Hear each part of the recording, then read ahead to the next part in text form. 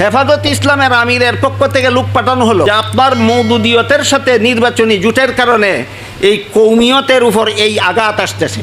আমার জোট ইমান আকিদার জোট নয়, আমার জোট নির্বাচনী জোট। এই জোট করা সত্ত্বেও মওদুদিদের আকিদা আলাদা, আমাদের আকিদা আলাদা, এটা কোনোদিন একাকার হবে না। আকিদা বললেই তো কিছু মানুষ মনে করে যে সালাফিরা যে আকিদা শিখায়, আমি জানি না যে এই পর্যন্ত এই আকিদার মধ্যে তেমন কোনো পার্থক্য সালাফি, হানাফি, শাফি, হাম্বলি, মালিকি আকিদা নিয়ে যে এত গর্জন আর এত আলোচনা, শেষ পর্যন্ত আলোচনায় গিয়ে দাঁড়ায় আল্লাহ কি আরশে আছে, এইরকম আকিদার সংশোধন নয়।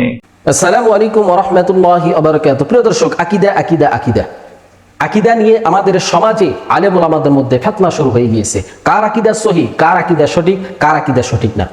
এবার আল্লামা মামুনুল হককে নিয়ে এবার মুখ খুললেন আল্লামা নুরুল ইসলাম অলিপুরি, এবং আকিদা নিয়ে এবার মুখ খুললেন আল্লামা মামুনুল হক সাহেব। প্রিয় দর্শক, আল্লামা মামুনুল হককে নিয়ে আল্লামা নুরুল ইসলাম অলিপুরি সাহেব কি কথা বলেছেন সেটি আজকে আমরা শুনবো, এবং আকিদা সম্পর্কে আমরা বিস্তারিত আলোচনা শুনবো বিজ্ঞ আলেমদের কাছ থেকে। প্রিয় দর্শক, চলুন আমাদের বিশেষজ্ঞ প্যানেলে যে সমস্ত আলেমরা রয়েছেন, 1 নম্বর আল্লামা নুরুল ইসলাম অলিপুরি, 2 নম্বর আল্লামা মামুনুল হক সাহেব। প্রিয় দর্শক, চলুন আমরা কোরআন ও হাদিস থেকে সঠিকটি জেনে আসি। আমরা একে একে তাদের বক্তব্যগুলি শুনে আসি। আমরা শুরুতেই আল্লামা নুরুল ইসলাম অলিপুরির বক্তব্যটি শুনে আসি। একজন চিহ্নিত মুখের আল্লামা আছে, ই আল্লামার কাছে হেফাজত ইসলামের আমিরের পক্ষ থেকে লোক পাঠানো হলো মওদুদিয়তের সাথে নির্বাচনী জোটের কারণে এই কৌমিয়তের উপর এই আঘাত আসতেছে। এই নোটিশ পেয়ে একবার সরাসরি বাবুনগর চলে গেলেন, হেফাজতের আমিরের সাথে সাক্ষাৎ করে বলে আসলেন আমার জোট ইমান আকিদার জোট নয়, আমার জোট নির্বাচনী জোট। এই জোট করা সত্ত্বেও মওদুদিদের আকিদা আলাদা, আমাদের আকিদা আলাদা, এটা কোনোদিন একাকার হবে না।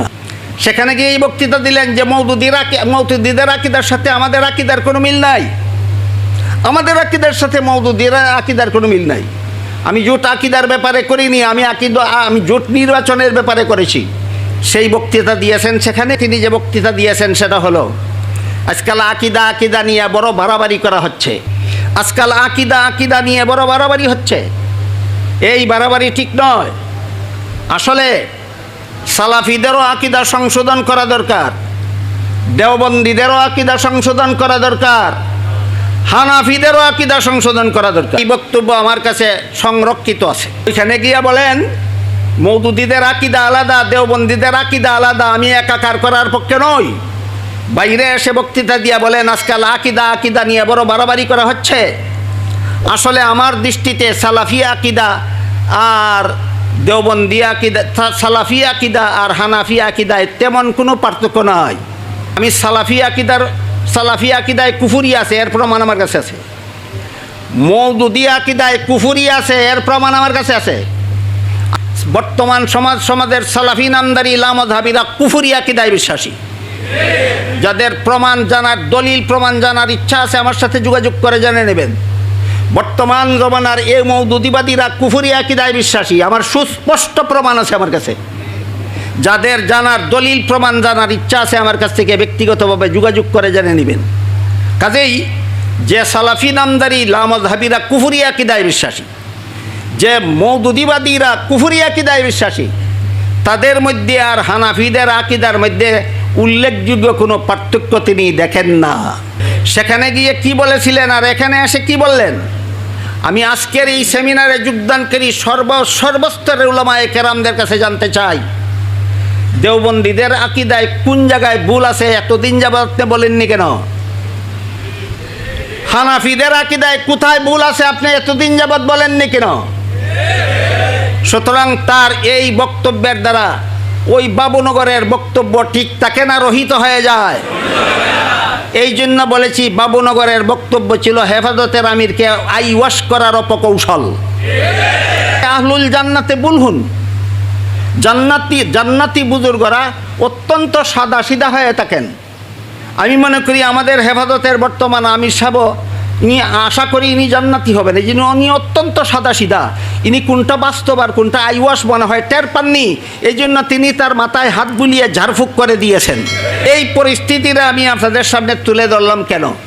মূল বক্তব্যে বলা হয়েছে যে বর্তমান প্রেক্ষাপটে মওদুদিয়ত আর দেওবন্দিয়তের যে মাজুনে মুরাক্কাব, যে জগা খিচুড়ি পাকাবার শয়তানি চক্রান্ত চলেছে, এই ব্যাপারে আমাদের নূতনভাবে কোনো করণীয় আছে কিনা, কোনো সতর্কতার অবলম্বন করার কিছু আছে কিনা, এরকম একটা প্রশ্নের উদ্ভব হয় মূল বক্তব্য থেকে। সমস্ত কৌমি আলেম, কৌমি ছাত্রদেরকে মওদুদিয়ত আর দেওবন্দিয়তের পার্থক্য পরিষ্কারভাবে বুঝিয়ে দেওয়া দরকার। আকিদার সাথে মওদুদির আকিদার কোনো মিল নাই।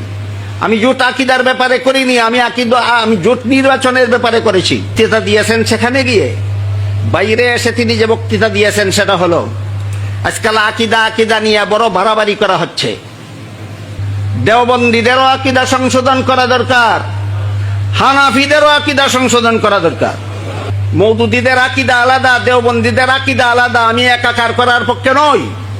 বাইরে এসে বক্তৃতা দিয়া বলেন আজকাল আকিদা নিয়ে বড় বাড়াবাড়ি করা হচ্ছে। সালাফি আকিদায় আর দেওবন্দি আকিদায় কোনো পার্থক্য নাই।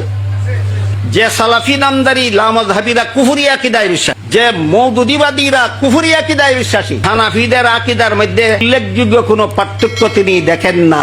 আকিদা বললেই তো কিছু মানুষ যে সালাফিরা যে আকিদা শিখায়, আমি জানি না যে এই পর্যন্ত এই আকিদার মধ্যে তেমন কোনো পার্থক্য সালাফি, হানাফি, শাফি, হাম্বলি, মালিকি আকিদা নিয়ে যে এত গর্জন আর এত আলোচনা, শেষ পর্যন্ত আলোচনায় গিয়ে তারা আল্লাহ কি আরশে আছে, আল্লাহ সব জায়গায় আছে, এরকম এমন কিছু সূক্ষ্ম আলোচনার মধ্যে গিয়ে তারা আকিদাকে ঢুকায়। একটা আকিদার সংশোধন হইতে হবে এবং সেটা উম্মার আকিদার সংশোধন হইতে হবে। এটা সালাফিদেরও সংশোধন হইতে হবে, হানাফিদেরও সংশোধন হওয়া লাগবে, সুন্নিদেরও এই আকিদার সংশোধন হওয়া লাগবে, দেওবন্দীদেরও এই আকিদার সংশোধন হওয়া লাগবে, আহলে হাদিসদেরও এই আকিদার সংশোধন হওয়া লাগবে। গোটা দুনিয়ার সকলের এই আকিদার সংশোধন না হওয়া পর্যন্ত মুসলমানদের মুক্তির পথ তারা খুঁজেই পাবে না। তো মুসলমানদেরকে একটা আকিদা ধারণ করতে হবে, সেই আকিদা তার নাম হলো আল আকিদাতুল জিহাদিয়া। এগুলো না, আল আকিদাতুল জিহাদিয়ার এক অর্থ সেটা হলো প্রত্যেকটা মুসলমানকে বিশ্বাস করতে হবে উম্মার এই পতনের একমাত্র মুক্তির পথ হলো জিহাদ।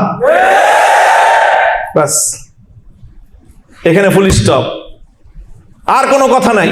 যে উম্মতের এই বিশ্ব ব্যবস্থার করাল থেকে মুক্তির, এই বিশ্ব ব্যবস্থার জাতাকল থেকে মুক্তির, এই বিশ্ব ব্যবস্থার অধীনে পরিচালিত সংঘ কর্তৃক নিয়ন্ত্রিত শিক্ষা, সংস্কৃতি, অর্থ, সামরিক ব্যবস্থাকে পরাস্ত করে নতুন বিশ্ব ব্যবস্থা গড়ার একমাত্র পথ আত-তারিকুল ওয়াহিদ হুয়াল জিহাদ ফি সাবিলিল্লাহ। এই আকীদা এবং এই বিশ্বাসকে ধারণ করতে হবে, তারপরে তার কর্মকৌশল কি হবে দুনিয়ার ওলামায়ে উম্মত সেটা ঠিক করবে। কোন পরিবেশে, কোন পরিস্থিতিতে জিহাদের কোন ধাপ বাস্তবায়িত হবে। আমরা মনে করি আল্লাহ রাসূল সাল্লাল্লাহু আলাইহি ওয়াসাল্লাম শুধু মদিনায় গিয়ে জিহাদ করেছেন, না, আল্লাহ নবী মক্কি জিন্দেগিতে 13 বছর জিহাদের প্রথম ধাপ অতিক্রম করেছেন। মদিনায় গিয়ে জিহাদের দ্বিতীয় ধাপ শুরু হয়েছে। সেই 4 ধাপের প্রথম ধাপ হলো আল্লাহ নবী 13 বছর মক্কায় অ্যাপ্লাই করেছেন। মদিনায় গিয়ে প্রথমে দ্বিতীয় ধাপ, পরে তৃতীয় ধাপ, 8ম হিজরিতে গিয়ে 4র্থ ধাপ। প্রিয় দর্শক, এতক্ষণ আমরা শুনছি মামুনুল হক সাহেব এবং আকীদা সম্পর্কে কথা বলেছেন আল্লামা নুরুল ইসলাম অলিপুরি এবং আল্লামা মামুনুল হক সাহেব। আল্লামা নুরুল ইসলাম অলিপুরি এবং আল্লামা মামুনুল হক সাহেব আকীদা সম্পর্কে বিস্তারিত কথা বলেছেন, আপনারা শুনেছেন, আমরা শুনেছি। প্রিয় দর্শক, আল্লামা নুরুল ইসলাম অলিপুরি যে কথাগুলি বলেছেন আপনারা নিশ্চয় শুনেছেন, এবং আল্লামা মামুনুল হক সাহেব যে কথাগুলি বলেছেন আপনারা মনোযোগ দিয়ে শুনেছেন নিশ্চয়। প্রিয় দর্শক, তাদের এই কথাগুলি শুনলেই আপনারা বুঝতে পারবেন যে আকীদা কি বিষয়, আকীদা কাকে বলে। প্রিয় দর্শক, আসলেই আকীদা নিয়ে আমাদের আলেম ওলামাদের মধ্যে মতভেদ সৃষ্টি হয়ে গেছে।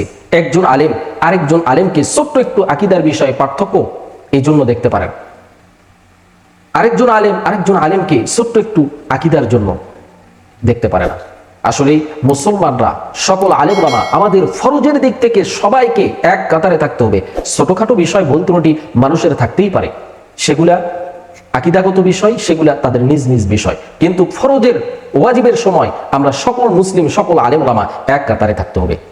আজকে এই আকীদাকে কেন্দ্র করে এই আকীদা নিয়ে এর আকীদা ভালো না, ওর আকীদা ভালো না, একজন আলেম আরেকজন আলেমকে বলতেই থাকে। আসলে এভাবে আলেমায় বিভেদ সৃষ্টি হয়ে যাচ্ছে এবং আলেমদের ভিতরে ফিতনা শুরু হয়ে গিয়েছে, দলে দলে বিভক্ত হয়ে গিয়েছে। প্রিয় দর্শক, আপনারা বিজ্ঞ আলেমদের কথাগুলি শুনলেন। আমরা সকল আলেম ওলামাদেরকে বলতে চাই, আপনারা আমাদের মাতার তাজ, আপনারা সকলেই এক কাতারে থাকুন, অবশ্যই আল্লাহ তাআলা রহমত ও বরকত নাযিল হবে ইনশাআল্লাহ। প্রিয় দর্শক, আমরা এখানে বিজ্ঞ দুইজন আলেমের কথাগুলি শুনলাম।